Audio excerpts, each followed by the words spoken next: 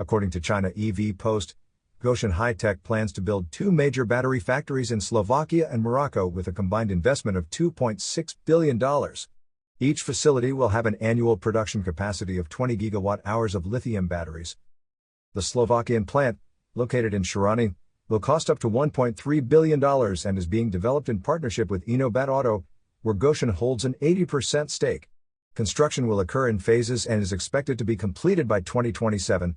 The Slovak government has approved $224 million in state aid, including subsidies and tax breaks, to support the project. Once operational, the plant will supply batteries to the European market. The Moroccan project, located in the Rabat region, has a planned investment of $1.34 billion. Gotion holds full ownership of this facility. Morocco's largest public investment institution, CDG Group, has committed $300 million to the first phase of the project. Gotion signed agreements with the Moroccan government earlier this year to advance the initiative.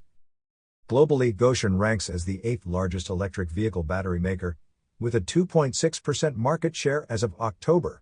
In China, it held 4th place in November with 3.56 gigawatt-hours of installed capacity. You are listening to Yuan News.